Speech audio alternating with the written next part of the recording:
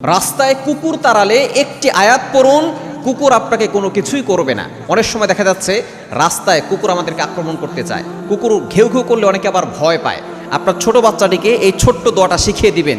দোয়াটা সূরা কাহাফের ভিতরে রয়েছে। এই সূরা কাহাফের ভিতরে একটা কুকুরের ঘটনা আছে, যেখানে 7 জন যুবক তারা এমনভাবে আল্লাহর প্রতি ঈমান এনেছিল, আল্লাহর প্রতি বিশ্বাস স্থাপন করেছিল যে 7 জন যুবক তারা তাদের দেশ ছেড়ে দিয়ে চলে গিয়েছিল। আল্লাহ পাক রব্বুল আলামিন তাদেরকে 309 বছর গুহার ভিতরে ঘুম পাড়িয়ে রেখেছিলেন এবং তাদের সাথে একটা কুকুরও ছিল। এই কুকুরটা হচ্ছে জান্নাতি কুকুর। যেহেতু তারা ঈমানের জন্য, এই ঈমান দ্বারা যেখানে গিয়েছিল তাদের সাথে সাথে ছিল।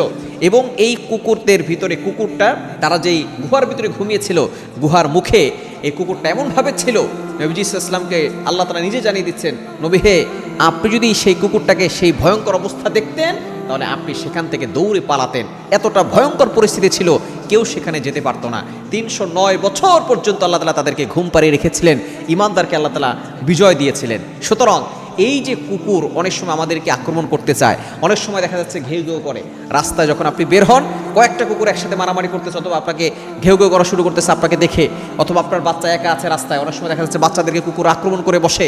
এজন্য নিজেও এই দোয়াটা শিখে নেবেন, বাচ্চাকেও এই দোয়াটা শিখিয়ে দিবেন। দোয়াটি হচ্ছে, আপনি প্রথমে আউযু বিল্লাহি মিনাশ শাইতানির রাজিম পড়বেন। কেননা কুকুর অনেক সময়, শয়তান অনেক সময় কুকুরের আকার ধারণ করে, আবার কুকুরের ভিতরে ঢুকে দেখা যাচ্ছে মানুষকে আক্রমণ করতে পারে। এজন্য 1 নম্বর কাজ হচ্ছে আউযু বিল্লাহি মিনাশ শাইতানির রাজিম পড়া। এরপরে দোয়াটা হচ্ছে সূরা কাহফের 18 নম্বর আয়াত, 15 নম্বর পারা 13 নম্বর পৃষ্ঠা 14 নম্বর লাইন, সূরা কাহফের 18 নম্বর আয়াতের ছোট্ট একটি অংশ, ওয়াকালবুহুম বাসিতুন যিরাআইহি বিল ওয়াসিদ, ওয়াকালবুহুম বাসিতুন যিরাআইহি বিল ওয়াসিদ।